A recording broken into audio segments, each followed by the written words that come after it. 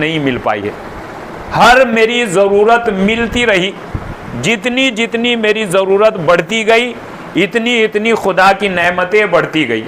مجھے ساری ضرورتیں پروردگار عالم نے مجھے عطا فرمائی ہے. جتنی بھی میری ضرورت تھی ان میں سے اگر ہم یہ غور کریں کہ ہم نے خود کیا پیدا کیا ہے یا ہم کیا کر سکتے ہیں، تو ان میں ہمارا جواب یہ ہوگا کہ نہ ہم نے کچھ پیدا کیا ہے اور نہ ہم کچھ کر سکتے ہیں. بتائیے کتنی ہماری ضرورتیں کتنی ہیں. ان ساری ضرورتوں کو ہمارے رب کریم نے ہمیں دنیا میں بھیجنے سے پہلے ہمیں عطا کر دی ہے. اور قرآن کریم کیا اعلان کر رہا ہے؟ ان تعدوا نعمت اللہ لا تحصوها. نعمت خدا اتنی ہیں، اتنی نعمت خدا ہیں کہ اگر انسان انہیں شمار بھی کرنا چاہے تو انسان کے بس کی بات نہیں ہے کہ وہ انہیں شمار کر سکے. بظاہر یعنی دوسری نعمت جنہیں ہم دیکھتے ہیں، زمین آسمان، یہ سب چیزیں، یہ رزق، یہ ہوا، یہ فضا، یہ تو نعمتیں تو ہیں ہی ہیں. انسان اگر اپنے اندر کی نعمتوں کو دیکھنا چاہے تو انسان اپنے اندر کی نعمتوں کو شمار نہیں کر پائے گا کہ کتنی نسیں میرے جسم میں رکھ دی پروردگار عالم نے، اور کس طرح کا نظام میرے اندر رکھا ہے کہ بس میں ارادہ کرتا ہوں اور میرا بدن کام کرنا شروع کر دیتا ہے. یہ اتنا عظیم سسٹم اور نظام مجھے کس نے عطا کر دیا ہے. یہ زبان جسے ہم زبان کہتے ہیں، جبکہ انسان اگر غور کرے کہ مولا کائنات حضرت علی ابن ابی طالب علیہ السلام نے خود انسان کی خلقت، انسان کی بناوٹ، انسان کی تخلیق کے بارے میں یہ بیان فرمایا ہے کہ اعجبوا لہذا الانسان، قابل تعجب ہے یہ انسان جو آپ انسان، ہم بھی انسان ہیں، آپ بھی انسان ہیں. بہت آسان ہے واقعاً انسان کا اپنے بارے میں غور و فکر کرنا، اور بہرحال کرنا چاہیے چونکہ میں انسان ہوں اور مجھے پروردگار عالم نے غور و فکر کرنے والا بنایا ہے. تو کم سے کم اگر مجھے غور و فکر کرنا چاہیے تو شروعات مجھے اپنے آپ سے ہی کرنی چاہیے. مجھے اپنے بارے میں غور و فکر کرنا چاہیے، اور جب میں اپنے بارے میں غور و فکر کروں گا تو یہ میرے بارے میں غور و فکر کرنا خود مجھ تک محدود نہیں رہے گی، بلکہ یہ خود سے چل کر مجھے خدا تک پہنچا دے گی. کیا فرمایا ہے معصوم نے یہ فرمایا ہے، من عرف نفسہ فقد عرف ربہ. جو اپنے آپ کو پہچان لیتا ہے وہ اپنے رب کو پہچان لیتا ہے، اور جو اپنے آپ کو نہیں پہچانتا وہ اپنے رب کو بھی نہیں پہچانتا. تو رب کا پہچاننا، مالک کا پہچاننا شروع ہوتا ہے خود سے. خدا کا پہچاننا شروع ہوتا ہے خود سے. اگر میں خود کو پہچان لوں گا تو خدا کو پہچان لوں گا. خدا کا نہ پہچاننا بتا رہا ہے کہ ابھی انسان نے اپنے آپ کو بھی نہیں پہچانا. جس دن انسان اپنے آپ کو pہچان لے گا اس دن وہ اپنے رب کو پہچان. بہت آسان سا طریقہ ہے، انسان کو چاہیے کہ وہ اپنے آپ کو پہچانے. بہرحال پروردگار عالم نے ہمیں فکر کرنے والا بنایا ہے، صاحب شعور بنایا ہے، صاحب عقل بنایا ہے، اور ہمارے اندر جتنی بھی کرامت و شرافت پائی جاتی ہے وہ صرف اسی عقل کی بنیاد پر پائی جاتی ہے. ورنہ اگر ہمارے یہاں عقل کی یہ نعمت نہ ہو تو ہم سے بھی بڑی بڑی مخلوق دنیا میں پائی جاتی ہے. مگر ان ساری بڑی بڑی مخلوق کے ہونے کے باوجود بھی اگر کوئی اشرف المخلوقات ہے تو وہ انسان ہے. انسان کو یہ تجربہ، یہ رتبہ، یہ شرافت، یہ کمال، یہ لیبل، یہ پوسٹ کیوں ملی ہے؟ اس لیے ملی ہے کہ اس کے یہاں عقل و شعور جیسی نعمت عطا فرمائی گئی ہے. اس عقل و شعور کا تقاضا یہ ہے کہ اگر میرے پاس کوئی چیز ہے تو مجھے اسے استعمال کرنا چاہیے، ورنہ اگر میں استعمال نہیں کر رہا ہوں تو ملنے اور نہ ملنے کا کوئی فائدہ نہیں ہے. لہذا اگر رب کریم نے مجھے عقل جیسی نعمت عنایت فرمائی ہے تو مجھے اس عقل کا استعمال بہرحال کرنا چاہیے. ہمیں کیا کرنا چاہیے؟ ہمیں یہ کرنا چاہیے کہ وہ دین پروردگار عالم نے ہمیں خلق فرمایا، اور خلق فرمانے کے بعد ہماری جسمانی ساری ضرورتیں اس دنیا میں خلق فرمائی. جسم کے بارے میں یہ بات بیان کی جاتی ہے کہ انسان 4 چیزوں سے مل کر بنا ہے: آگ، پانی، مٹی اور ہوا. یہ 4 چیزیں ہیں کہ جنہیں ہم عناصر اربع کہتے ہیں. ان 4 چیزوں سے مل کر انسان بنا ہے. ان 4 چیزوں سے مل کر انسان کا جسم بنا ہے. انسان کا جسم مٹی سے بنا ہے، یہ تو بالکل کلیئر ہے، اس میں تو کوئی دو رائے نہیں ہے. تو جتنی بھی ہمارے جسم کی ضرورتیں ہیں وہ ساری ضرورتیں بھی مٹی ہی سے پیدا ہوتی ہیں. انسان کا جسم مٹی سے بنا ہے. انسان کے جسم کی جتنی بھی ضرورتیں ہیں، آپ غور فرما لیجئے مجھے کن کن چیزوں کی ضرورت پڑتی ہے، اور اگر وہ ضرورت مجھے ملتی ہے یا میں حاصل کر لیتا ہوں تو وہ پیدا کہاں ہوتی ہے. کھانے کے لیے مجھے روٹی چاہیے، کھانے کے لیے پینے کے لیے مجھے پانی چاہیے، اور بھی جتنی بھی چیزیں اس جسم کی ضرورت ہے. چونکہ یہ جسم مٹی سے بنا ہے لہذا اس کی ساری ضرورتیں مٹی سے خلق ہوئی ہیں، یا مٹی کے ذریعے سے یا مٹی کی مدد سے پیدا ہوتی ہیں. اور انسان کے اندر اس سے بھی بڑی چیز ہوتی ہے روح. روح مٹی سے نہیں بنی ہے، روح ایک امر الہی ہے. یسألونک عن الروح، میرے حبیب جب یہ آپ سے روح کے بارے میں سوال کریں تو قل الروح من امر ربی، تو آپ ان سے کہہ دیجئے کہ روح میرے رب کا امر ہے. روح کیا ہے؟ روح کی حقیقت کو پہچاننا بہرحال بہت ضروری ہے. روح کیا ہے؟ روح اللہ کے یا رب کے، میرے رب کے امر کو روح کہتے ہیں. تو ایک ہے ہمارے اندر جسم اور ایک ہے ہمارے اندر روح. جسم کی جتنی بھی ضرورتیں ہیں وہ سب مٹی سے اور زمین سے خلق ہوتی ہیں، پیدا ہوتی ہیں. اور روح کی بھی ایک ضرورت ہے. روح کی جو ضرورت ہے وہ پوری کرے گا دین الہی، کتاب خدا. لہذا یہ چیزیں اگر ہماری سمجھ میں آئے کہ ہمیں چاہیے کہ ہم ان باتوں پر غور کریں کہ پروردگار عالم نے جو نظام الہی ہمیں دے کر بھیجا ہے، اس نظام کے تحت ہی ہماری زندگی بہت آسان اور بہت ہی کامیاب زندگی ہو سکتی ہے. کیوں؟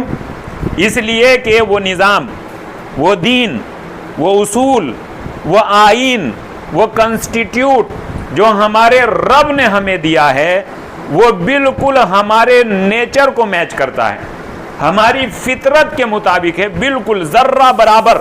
یعنی سرے منہ کا مطلب بال کے جتنے بھی اس میں کوئی اختلاف نہیں پایا جاتا.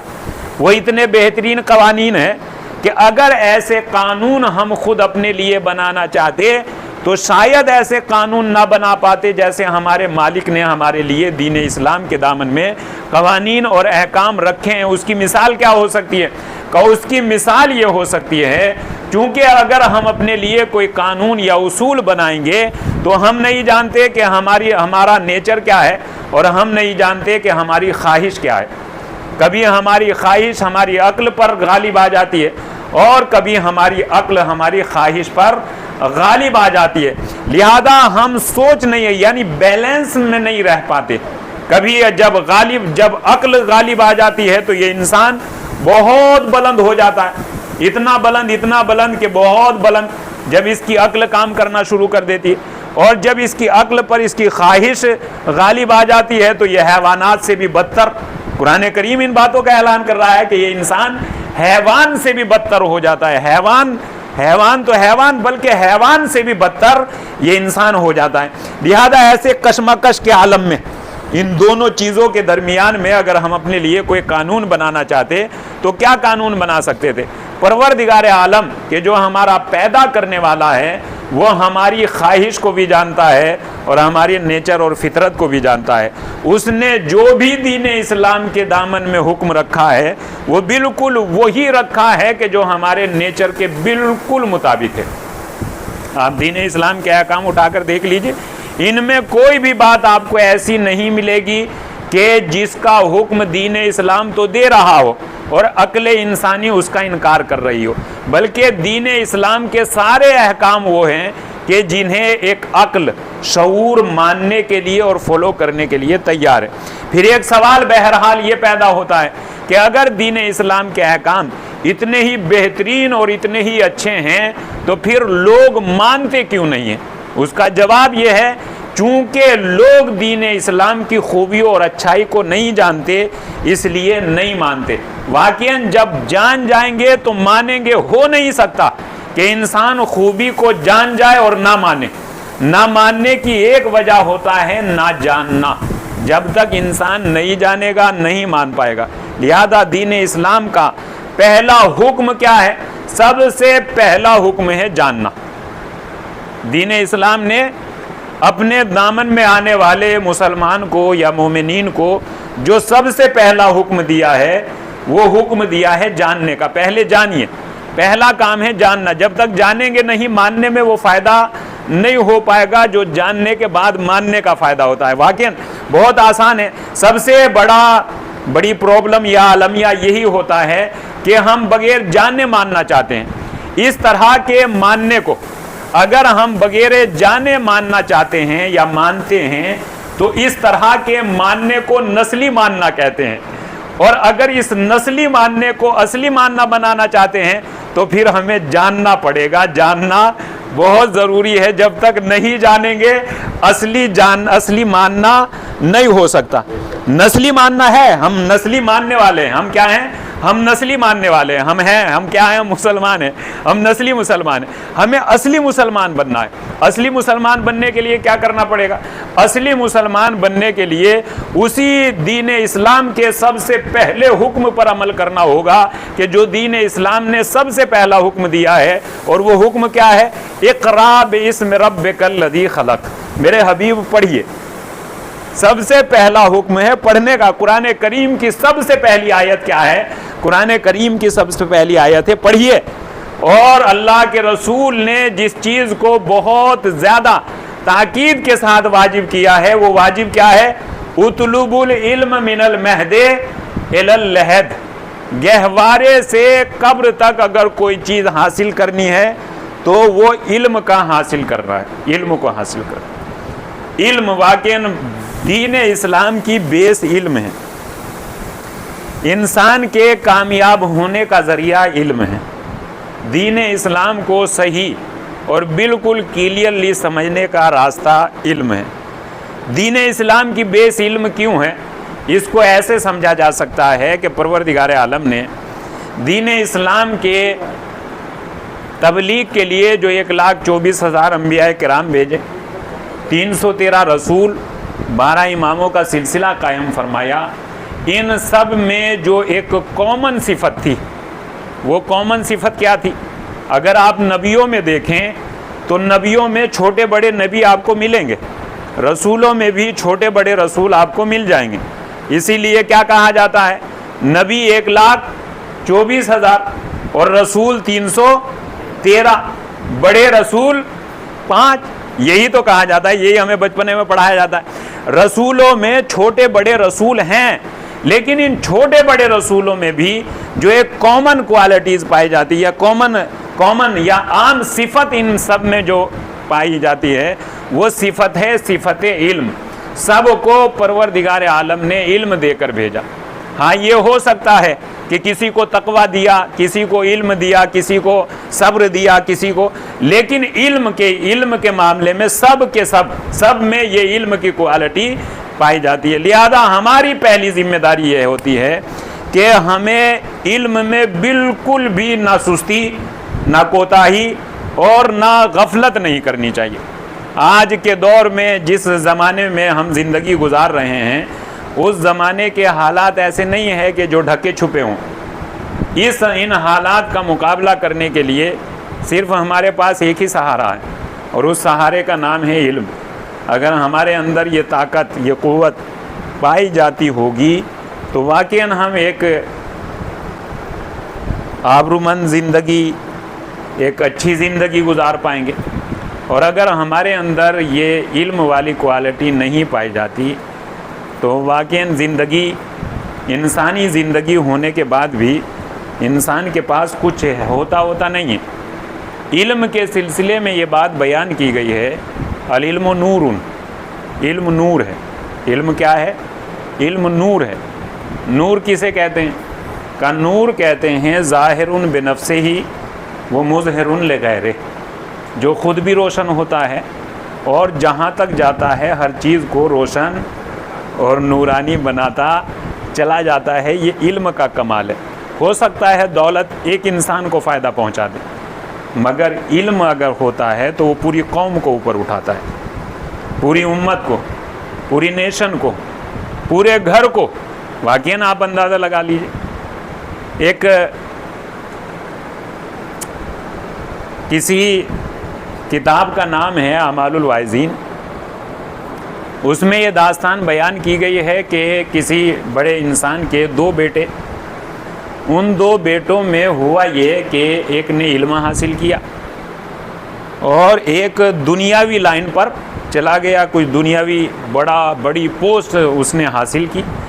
اور حاصل کرنے کے بعد اصل میں ہوتا کیا ہے کہ ہو گیا، 2 بھائی تھے دونوں، مگر جب یہ اپنی اپنی منزل اور اپنی اپنی پوسٹ پر پہنچ گئے تو جنہوں نے دنیا حاصل کی یا بہت بڑی پوسٹ حاصل کر لی، انہوں نے ان صاحب علم پر اعتراض کیا کہ آپ دیکھیے آپ کی بھی کوئی زندگی ہے، گھر سے نکلتے ہیں مدرسے، اور مدرسے سے مسجد، اور مسجد سے پھر گھر، یہ بھی بھلا کوئی زندگی، مجھے دیکھیے میری کتنی بہترین زندگی ہے.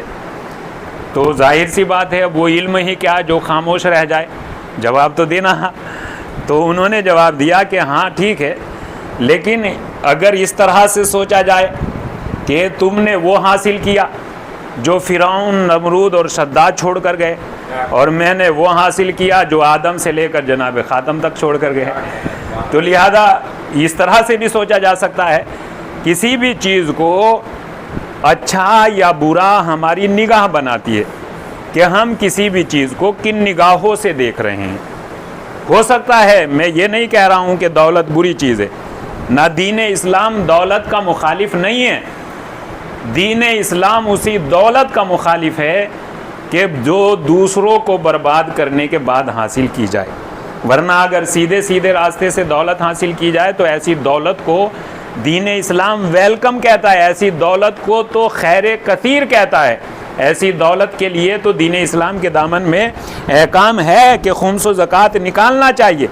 ورنہ یہ اگر دین اسلام دولت کا مخالف ہوتا تو یہ خمس و زکوٰۃ کے مسائل ہی نہ ہوتے. خمس و زکوٰۃ کے مسائل بتا رہے ہیں کہ دین اسلام دولت کا مخالف نہیں ہے، بلکہ دین اسلام ایسی دولت کا مخالف ہے کہ جو دوسروں کو برباد، دوسروں کو نقصان کرنے کے بعد خود حاصل ہوئی ہو، ایسی دولت کا دین اسلام بالکل سپورٹ نہیں کرتا.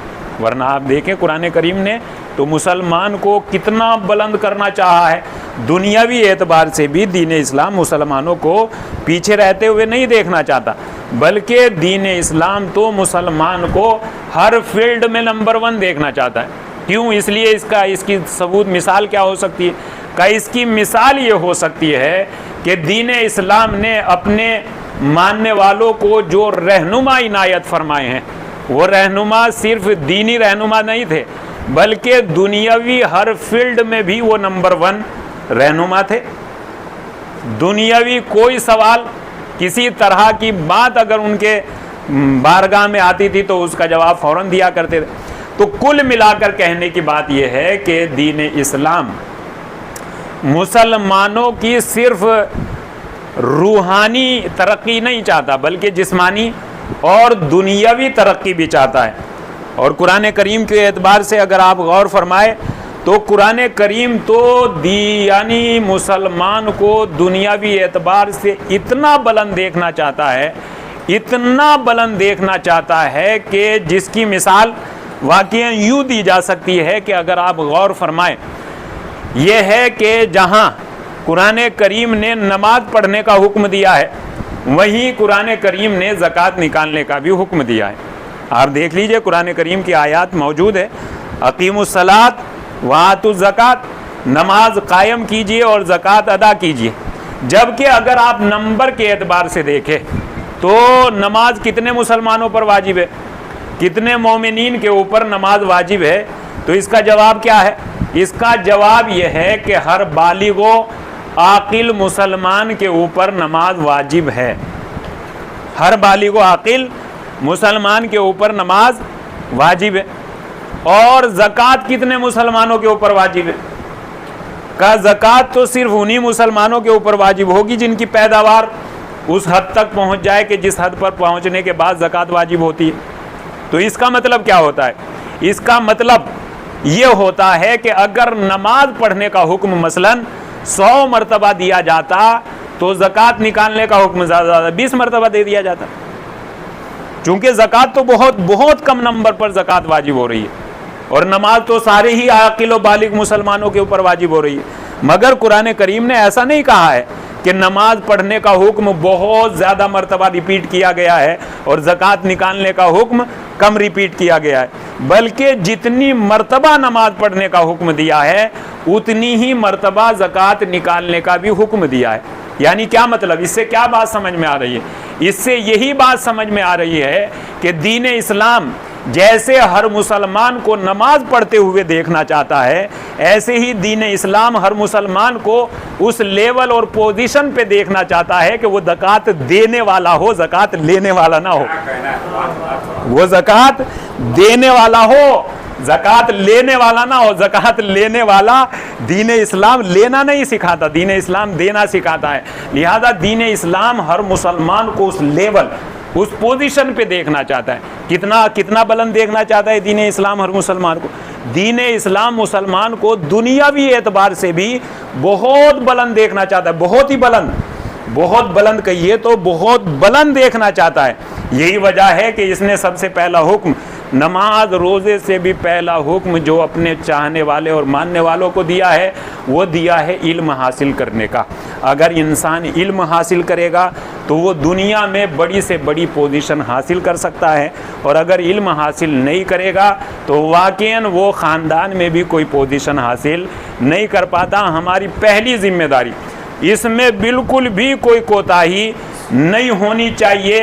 دین اسلام کا اصلی ماننے والا ہی وہ ہے کہ جو علم کا حاصل کرنے والا ہے۔ ہمارے چھٹے امام جعفر صادق علیہ السلام نے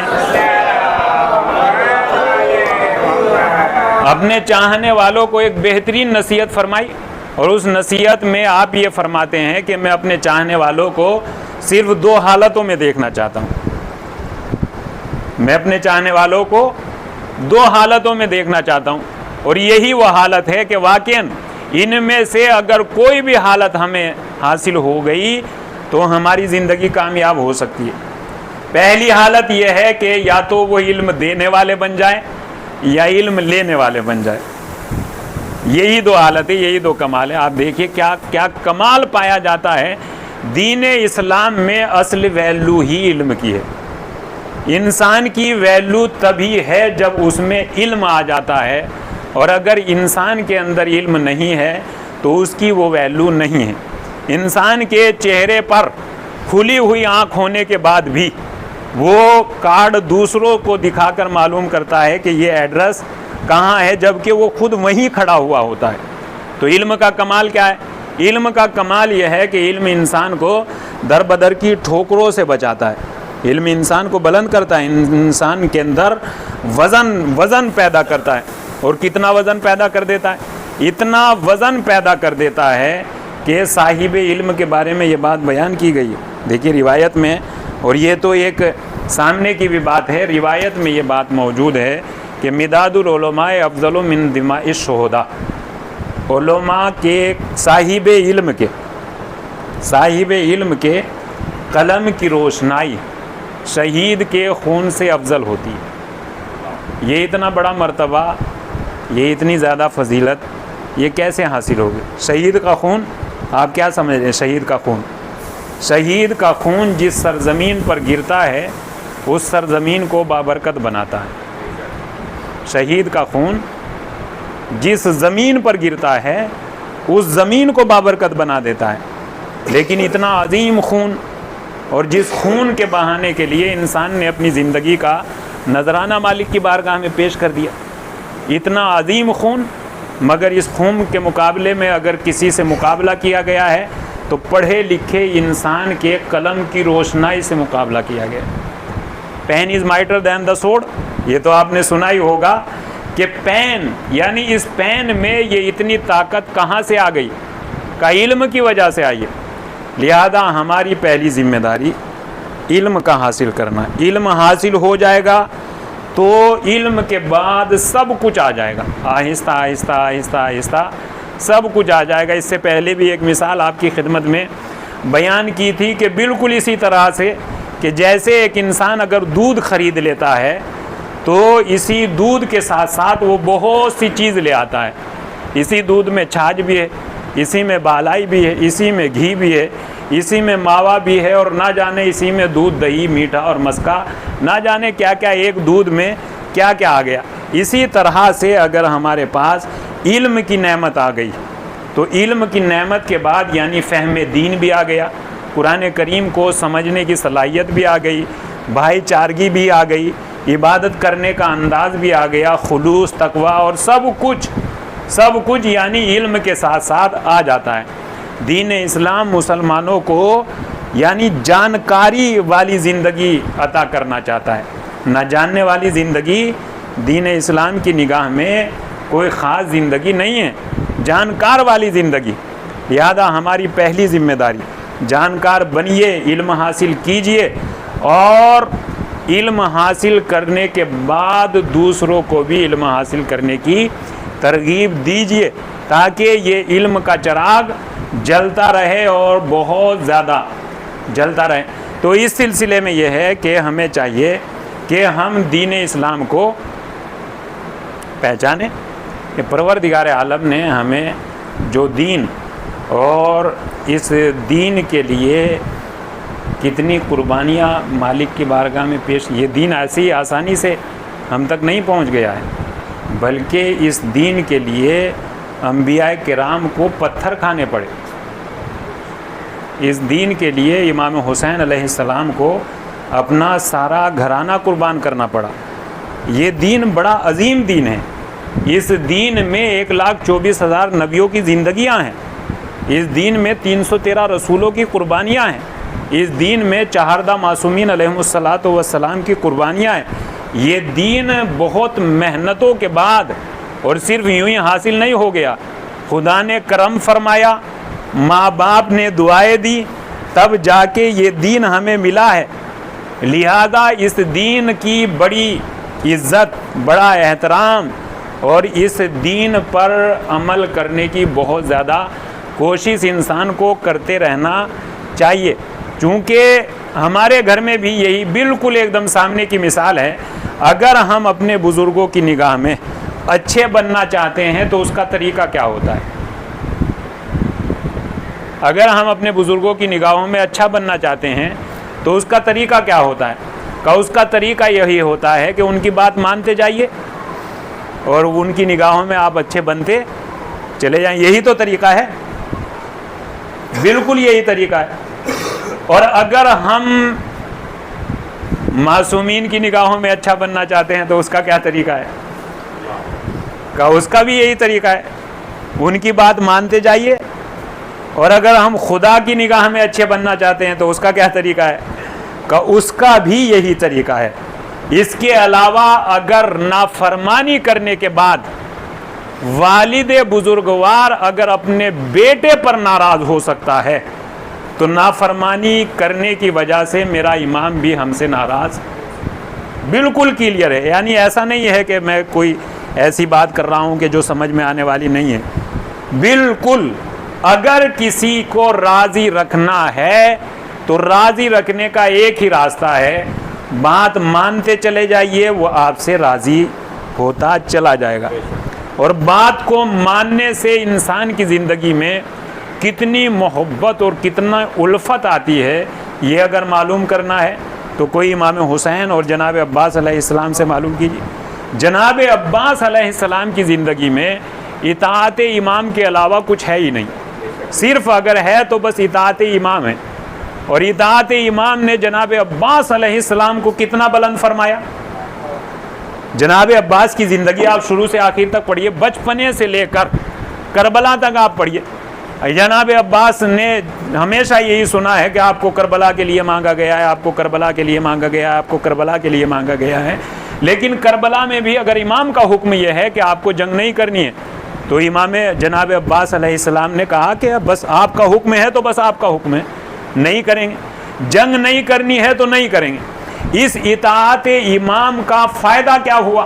کا فائدہ یہ ہوا کہ ہمارے چوتھے امام امام زین العابدین علیہ السلام نے یہ ارشاد فرمایا کہ میرے چچا عباس کی روز قیامت مالک کی بارگاہ میں وہ منزلت ہوگی کہ جس منزلت کو دیکھ کر تمام شہداء رشک کریں گے۔ شہداء میں تمام شہداء کی بات ہو رہی ہے۔ یغبطہ الشہداء، تمام شہداء میرے چچا عباس کی منزلت کو دیکھ کر رشک کریں گے، فخر کریں گے۔ شہداء میں اگر آپ شہداء کی فہرست کو دیکھیے تو شہداء کی فہرست میں کون کون ہے؟ شہداء کی فہرست میں تو جناب علی اکبر بھی ہیں، شہداء کی فہرست میں تو امام حسین علیہ السلام بھی ہے۔ امام حسین علیہ السلام اگر سید الشہداء ہیں تو خود امام حسن علیہ السلام شہداء کی فہرست میں ہے یا نہیں؟ مولائے کائنات حضرت علی علیہ السلام شہداء کی فہرست میں ہے۔ یہ تمام کے تمام شہداء رشک کریں گے۔ رشک کیا کریں گے؟ رشک یہ کریں گے کہ کتنی عظیم منزلت اور کیا رتبہ اور کیا عظمت عنایت فرمائی گئی ہے کہ ایسی عظمت کو لاکھوں سلام، یعنی یہ رشک کریں گے۔ تو یعنی اطاعت ہمیں جو بھی کچھ ملنے والا ہے وہ اپنے بزرگوں کی اطاعت کے ذریعے سے ملنے والا ہے۔ میرے ذمہ دو اعلان ہیں۔ ایک اعلان تو یہ ہے کہ اتوار کو حضرت امام زین العابدین علیہ السلام کی شہادت کے عنوان سے ایک مجلس ہے اور تابوت برآمد ہوگا، لہذا آپ حضرات شرکت فرمائیے۔ مجلس ٹھیک 8:45 پہ شروع ہو جائے گی۔ اور دوسرا اعلان یہ ہے کہ 24 جولائی سے عشرے کا انعقاد کیا گیا ہے اس محفل میں، وہ بھی مجلسیں ٹھیک 8:45 پہ شروع ہو جائے گی۔ آپ حضرات ان میں بھی شرکت فرما کر ثواب دارین حاصل کریں۔ بسم اللہ الرحمن الرحیم۔ انا اعطیناک الکوثر فصل لربک وانحر انا شانئک هو الابتر۔ اللہم صل علی محمد وآل محمد۔ اللہم صل علی اللہم صل علی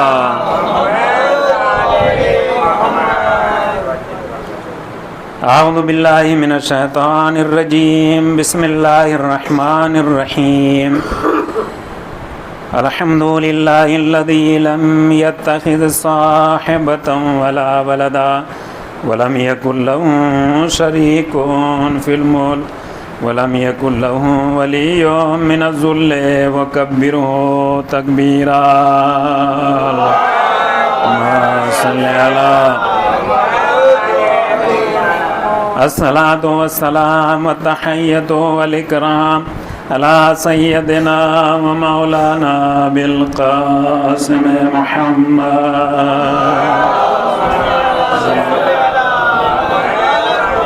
وآلہ الطیبین الطاہرین المعصومین المظلومین الذین اذھب اللہ عنہم الرجس وطہرہم تطہیرا۔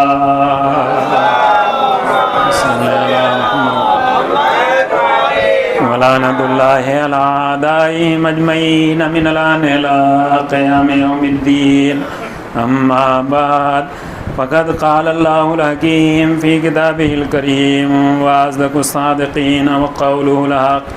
بسم اللہ الرحمن الرحیم۔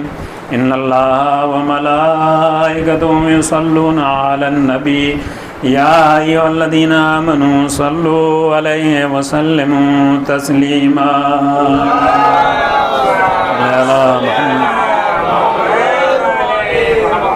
اللہم صل علی سید المرسلین وشفیع المذنبین نبینا محمد صلی علی محمد۔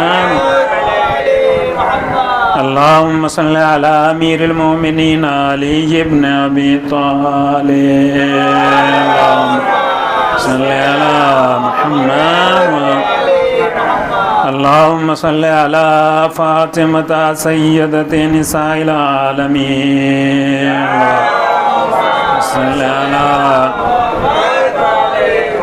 اللهم صل على الحسن المجتبى اللهم صل على محمد وآله اللهم صل على الحسين الشهيد بكربلاء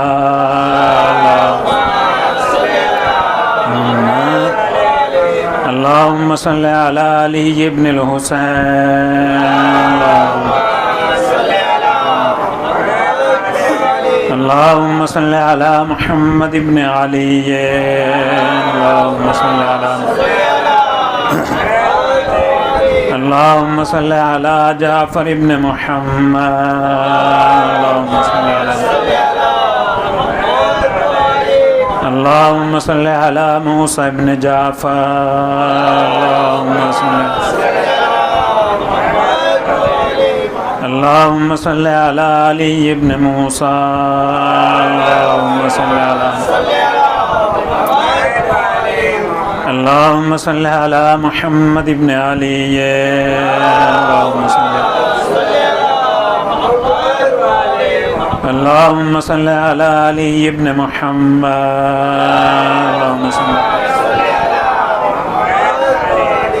اللهم صل على حسن بن علي اللهم صل اللهم صل على مولانا صاحب الزمان اللهم صل على محمد وآل محمد اللهم صل على محمد وآل اللهم صل على محمد وآل محمد وعجل فرج بسم الله الرحمن الرحيم والعصر إن الإنسان لفي خسر إلا الذين آمنوا وعملوا الصالحات وتواصوا بالحق وتواصوا بالصبر اللهم صل على بسم الله الرحمن الرحيم إن الله وملائكته يصلون على النبي يا أيها الذين آمنوا صلوا عليه وسلموا تسليما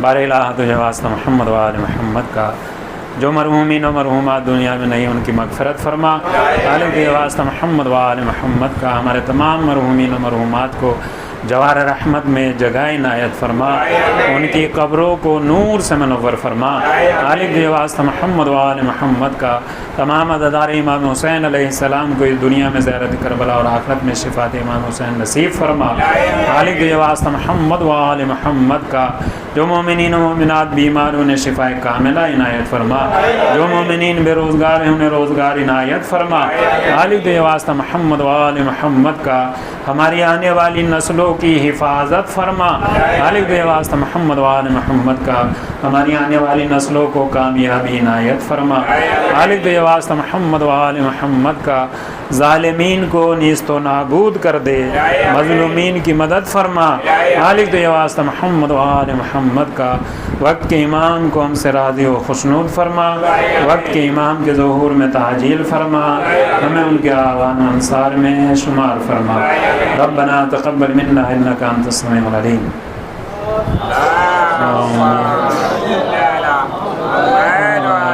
محمد وعجل فرج محمد وآل اللهم